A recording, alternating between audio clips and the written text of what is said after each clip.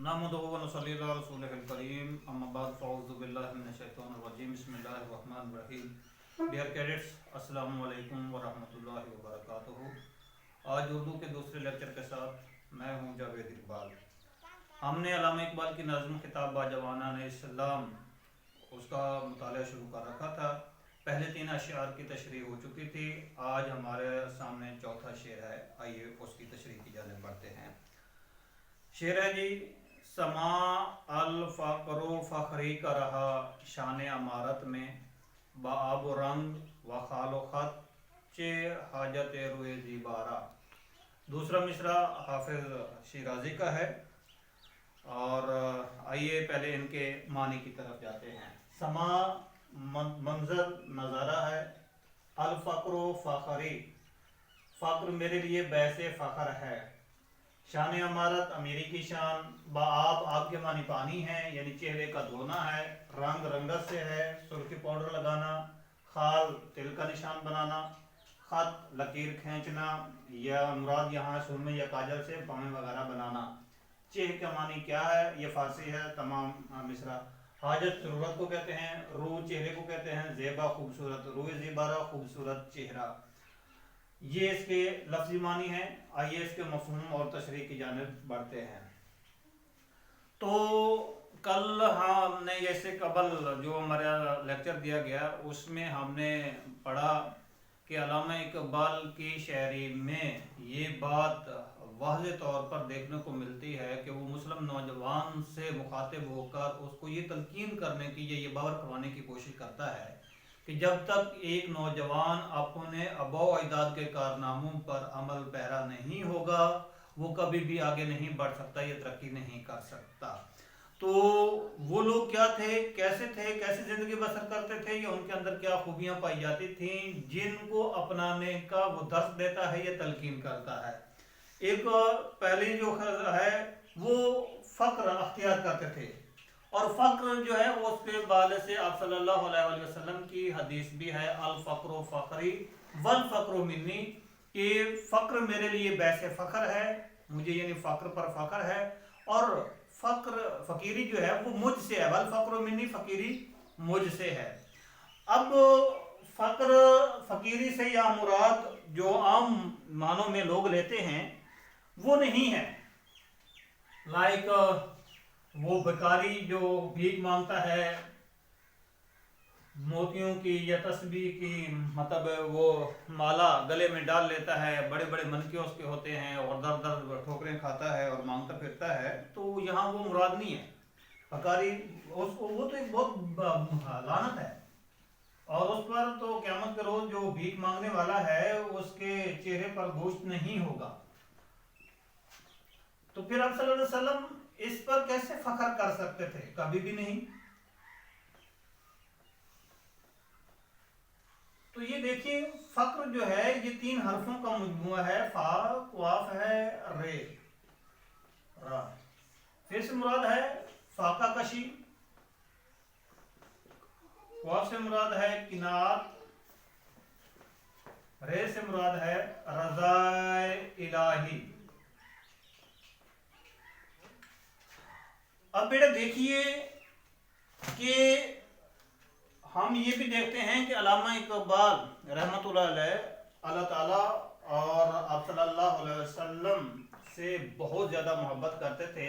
इश्क नबी तो उनकी तबीयत में कूट कूट कर भरा हुआ था और बेशुमार अशार जो है वो हमें देखने को मिलते हैं उनकी शायरी में जो आप सल्लल्लाहु अलैहि वसल्लम की तारीफ़ व तौसीफ़ में उन्होंने बयान किए, जैसे कि मोहम्मद से वफ़ात ने तो हम तेरे हैं, ये जहाँ चीज़ है क्या लौह कलम तेरे हैं, तो क़ुव्वत इश्क से पस्त को बाला कर दे, दहर में इसमें मोहम्मद सल्लल्लाहु अलैहि वसल्लम से उजाला कर दे। ये मैंने एग्जाम्पल के तौर पर आपके सामने रखे हैं। तो फिर वो मुसलमानों में भी जो ख़ासकर अमली मुसलमान थे उनमें भी आप सल्लल्लाहु अलैहि वसल्लम की तालीमात का अक्स देखता है। और आप सल्लल्लाहु अलैहि वसल्लम फिर से मुराद वो लोग क्या थे, फाका कशी, अगर उनको गुर्बत में रिज़्क़ की कमी में फाके भी करना पड़े, भूखा प्यासा भी रहना पड़ा तो वो रह लेते थे। मैदान जंग में भी जैसे आपको मालूम है कि वो एक सहाबी ने आप सल्लल्लाहु अलैहि वसल्लम को दिखाया کہ دیکھیں भूख की वजह से मैंने पेट पर पत्थर बांध रखा है, तो आप सल्लल्लाहु अलैहि वसल्लम ने जब अपने वो कमीज उठाई तो आप सल्लल्लाहु अलैहि वसल्लम ने दिखाया कि आपने एक बांध रखा है, मैंने दो बांध रखे हैं। तो ये फाका कशी करना पड़े तो वो फाका कशी कर लेते हैं। ख्वाब से मुराद है किनात। किनात जो रिज्क अल्लाह ताला देता है उस पर सब्र और शुक्र करना, उसको अपने लिए काफी समझना, उसको कहते हैं किनात पसंदी।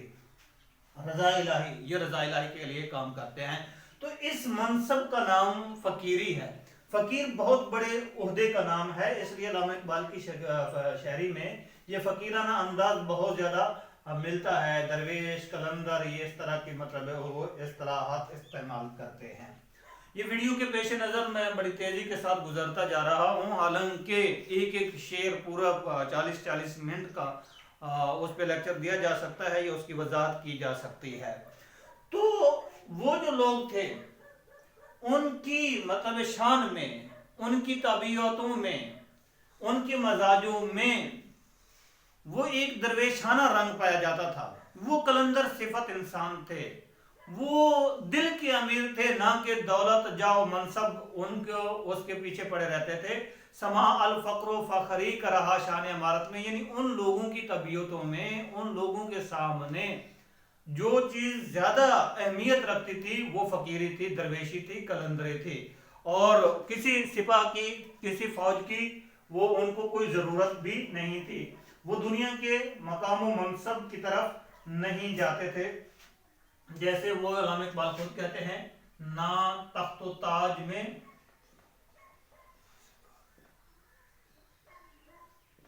नए लश्करो सिपाह में है, जो बात मर्दे कलंदर की बारगाह में है।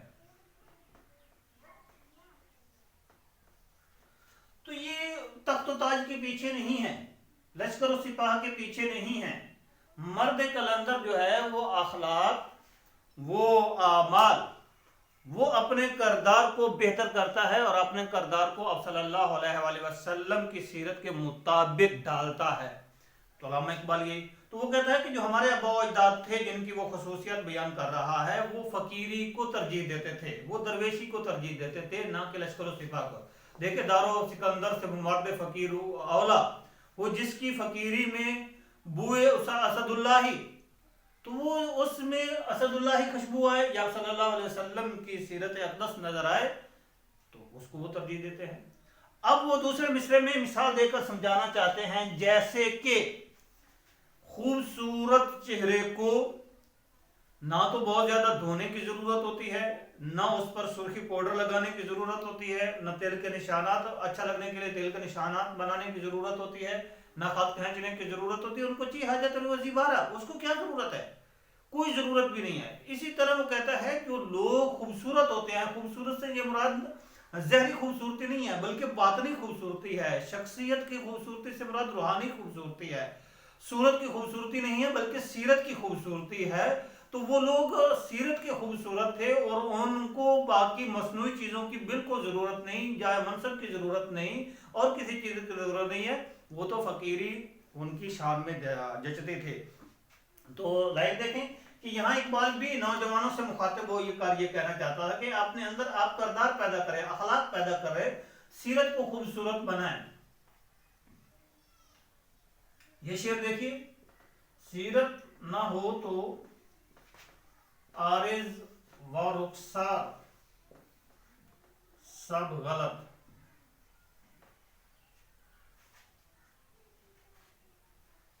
खुशबू उड़ी तो फूल फकत रंग रह गया। फूल की पहचान बेटा खुशबू से है, अगर खुशबू नहीं है तो उसकी कोई पहचान नहीं है। इसी तरह इंसान की जो पहचान है उसकी सीरत से है, सूरत से नहीं है। तो लिहाजा हमें अपनी सीरत को बेहतर बनाना है और अपने अखलाक, आदात, अतवार को वो बेहतर करना है और आप सल्लल्लाहु अलैहि वसल्लम की दी गई तालीमात के मुताबिक डालना है। इसलिए वैसे भी तो आपको मालूम है कि ये दुनिया जो है वो चंद रोज़ा है और दुनिया मज़रातुल आखिरा, ये आखिरत की खेती है। हम सबको एक तरफ मतलब लौट कर जाना है।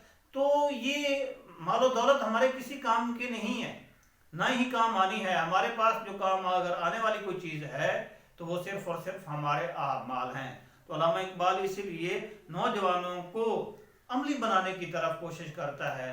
وہ جیسے آپ ایک مشہور زمانہ شعر ان کا پڑھتے ہیں، عمل سے زندگی بنتی ہے جنت بھی جہنم بھی، یہ خاکی اپنی فطرت میں نہ نوری ہے نہ ناری ہے.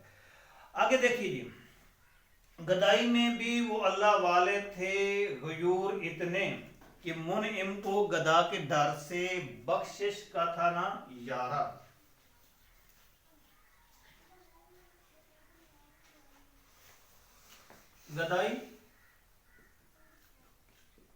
گدائی مطلب ہے جب رزق نہیں ہے، وہی مانگنے والی کیفیت جو ہے.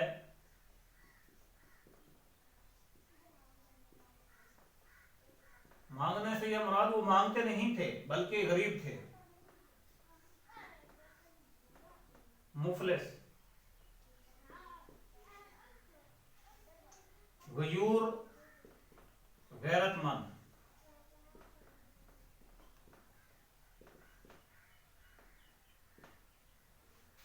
منعم مالدار،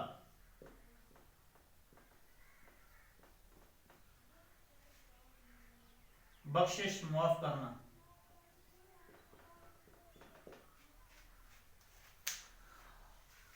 اچھا یہ دیکھیں کہ جو انسان کوئی چیز مانگتا ہے، کسی کے سامنے دست طمع دراز کرتا ہے، تو اس سے اس کی اہمیت غیرت وہ ختم ہو کر آ جاتی ہے.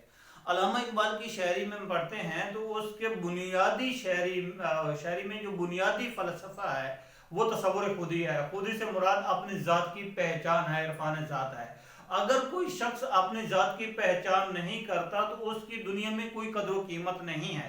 اور جس نے اپنے آپ کو پہچان لیا، وہ عربی کا مقولہ ہے من عرف نفسہ فعرف ربہ، اس نے اپنے آپ کو، جس نے اپنے آپ کو پہچان لیا اس نے اپنے رب کو پہچان لیا. تو لہٰذا اقبال جس طرف زیادہ توجہ ہماری دلاتے ہیں وہ یہی ہے کہ اپنی آپ پہچان پیدا کریں کہ اللہ تعالیٰ نے آپ کو بہت بڑا منصب دے کر اس دنیا میں بھیجا ہے، اور وہ منصب ہے خلیفۃ اللہ تعالیٰ کا نیب. اور وہ انسان کو تمام مخلوقات سے افضل بنایا، اور وہ جب اس نے تمام مخلوقات سے افضل بنایا ہے تو ہمیں وہ کام بھی افضلیت والے ہی کرنے چاہیے، نہ کہ ہم اپنی شخصیت کو، اپنی غیرت کو، اپنی اہمیت کو، اپنی بہادری کو، اپنے وہ شجاعت کو، اپنے میراث جو ترکہ ہمیں ملا ہے علم و دولت کا، اس کو ختم کر کے رکھ دیں تو ہماری پہچان ختم ہو جائے گی. اور اگر ہم تعلیم حاصل نہیں کریں گے تو جیسے وہ بابا قید نے کہہ دیا تھا کہ ہمارا نام تک نہ ہوگا دنیا کی داستانوں میں. تو یہ اب دیکھیں کہ گدائی میں بھی وہ اللہ والے تھے غیور اتنے. آپ صلی اللہ علیہ وسلم کی تعلیمات پر جو وہ لوگ عمل کرتے تھے تو وہ حالت غریبی میں بھی، غربت میں بھی کتنے غیرت مند تھے. اب خود دیکھ لیں. ویسے تو غیرت دیکھیں دنیا میں انسان کی اصلی جو چمک دمک ہے یا پہچان ہے وہ اس کی غیرت ہے. غیرت مار دی جائے تو انسان دوسرے معنوں میں بے غیرت بن جاتا ہے اور اس کی کوئی قدر نہیں کرتا، اس کی کوئی اہمیت نہیں ہوتی، معاشرے میں کوئی مقام و منزلت حاصل اسے نہیں ہوتی. تو کیا کہتا ہے کہ وہ اتنے غیرت مند تھے کہ جو لوگ ان کو صدقہ خیرات، جو مالدار آدمی تھے، منعم کو گدا کے ڈر سے بخشش کرنا تھا یار، وہ لوگ اگر کوئی ان کی مدد کرنا چاہتے تھے، جو امیر تھے، جو صدقہ دینا چاہتے تھے، خیرات دینا چاہتے تھے، تو وہ صدقہ خیرات کو قبول نہیں کرتے، بلکہ کیا الٹا ان پر برہم ہو جاتے کہ آپ نے ہمیں کیا سمجھ رکھا ہے. رزق جو تھوڑا یا زیادہ ہے یہ تو کسی کے اور کے بس میں نہیں ہے، یہ تو اللہ تعالیٰ کے بس میں ہے. واللہ خیر الرازقین، وہی بہتر رزق دینے والا ہے. لیکن اگر وہ رزق دیتا ہے تو پھر وہ آزماتا بھی ہے. اور ہمیں قرآن مجید میں واضح طور پر اللہ تعالیٰ کی طرف سے تعلیمات ملتی ہیں کہ وہ اس نے انسان کو آزمانا ہے، ثمرات کی کمی دے کر، رزق کی کمی دے کر، اولاد کی کمی دے کر، تاکہ وہ دیکھنا چاہتا ہے کہ کون ہے جو صبر اور شکر کرتا ہے. تو حالت غریبی میں بھی جو لوگ صبر اور شکر کرتے ہیں، ہو سکتا ہے ان کا مقام اور ان کا درجہ وہ بدرجہ بہتر ہو کسی امیر سے جو اپنی دولت کو اچھے طریقے سے کاموں میں نہیں لاتا بلکہ فضول کاموں میں خرچ کرتا ہے. تو لہذا رزق کی تقسیم تو یہ ہمارا معاملہ نہیں، یہ تو اللہ تعالیٰ کا معاملہ ہے. مگر غیرت اور حمیت جو ہے یا صبر و شکر کرنا یہ ہمارا معاملہ ہے اور اس پر ہمیں کاربند رہنا چاہیے. تو ہمارے لیے ضروری ہے کہ ہم اپنی پہچان پیدا کریں. اپنے کسی کے حق دست تمہ دراز کرنے سے یہ مرادہ میں کسی کے سامنے یہ اپنا سوال کرتا ہوں کہ یار یہ مجھے چیز دے دو، اب اگلے بندے کی مرضی ہے کہ وہ چیز دے دے یا مجھے دھتکار دے. اگر دے دیتا ہے پھر بھی میں اس کا احسان مند رہتا ہوں، اگر وہ دھتکار دیتا ہے تو اٹ مینز میری اس نے بےعزتی کر دی، انسلٹ کر دی. تو دونوں صورتوں میں ذلت ہے، رسوائی ہے. مانگنا بہت بڑی بری عادت ہے، اور مطلب احسان مندی کے ساتھ بھی بندہ زندگی گزارے تو اس کی بھی کوئی قدر و قیمت نہیں ہوتی. لہذا یہ آج ہم دیکھتے ہیں کہ کبھی ہم IMF کے سامنے جاتے ہیں، کبھی اور کسی ورلڈ بینک کے سامنے جاتے ہیں، کبھی اور، تو اس سے ہماری عزت اور اہمیت وہ ختم ہوتی جاتی ہے. تو علامہ اقبال یہ فوکس کرنا چاہتے ہیں کہ نوجوان کو خاص کر اپنے اعمال اور کردار کو اتنا بلند کرنا چاہیے کہ وہ کہیں بھی اپنا جو ہے وہ کسی کے سامنے سوال دراز نہ کرے، مطلب ہاتھ دراز نہ کرے اور بھیک نہ مانگے. اس لیے اس نے بے شمار آپ کو مختلف چیزوں سے تشبیہات دیں. ایک تو یہ ہے کہ آپ کو وہ شہین کہتا ہے، اور شہین کے لیے شکار مردہ سزاوار شہباز نہیں کہ وہ دوسروں کی مطلب مار پہ نہیں گزر بسر کرتا، وہ اپنا شکار خود کھیلتا ہے اور وہ کوئی بیاباں میں گزارا کر لیتا ہے، رہ لیتا ہے، اس میں انحصار کر لیتا ہے. اب یہاں تک میں لیکچر اگر طویل نہ ہو جائے تو میں آپ کو بتانا چاہتا ہوں کہ جب یہ جوہر برادران وہ خلافت عثمانیہ کا ادھر کمال اتاتورک نے خود خاتمہ کر دیا تھا اور یہ جا رہے تھے اس کی بحالی کے حوالے سے، تو علامہ اقبال نے ان کو دیکھ کر بہت خوبصورت شعر لکھے ہیں. آپ دیکھیے، کہتا ہے نہیں تجھ کو تاریخ سے آگاہی، یہ ایک ساتھ بھی لکھا جا سکتا ہے، کیا خلافت کی تو کرنے لگا گدائی، خریدیں نہ جس کو ہم اپنے لہو سے، مسلمان کو ہے ننگ وہ پاد شاہی. دیکھیں کتنی خوبصورت بات ہے کہ طریق سے اگر ہم آگاہی حاصل کرتے ہیں تو کسی چیز کی ہم جو ہے وہ گدائی کرنے کی طرف نہ جائیں. خریدے نہ ہم جس کو اپنے لہو سے، مسلمان کو ہے نہ وہ بادشاہ، کہ مسلمان کو وہ بادشاہت ہی قبول نہیں ہے جس کو وہ اپنے خون سے خرید نہیں لیتا. اس لیے یہ کہا جاتا ہے کہ غیرت ہے بڑی چیز جہان تگ و دو میں، کہ پہناتی ہے درویش کو تاج سردارہ.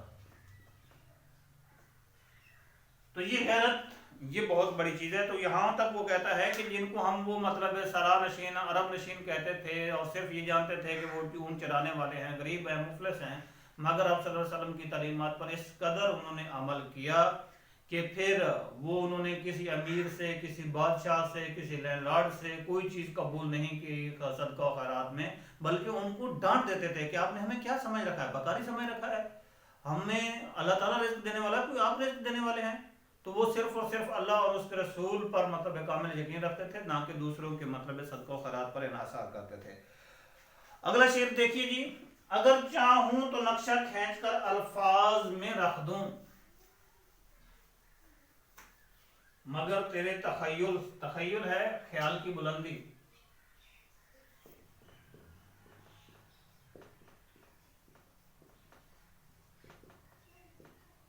فزوں تر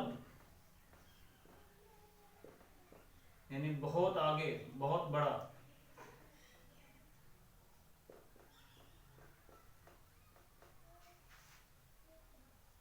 وہ نظارہ، وہ منظر.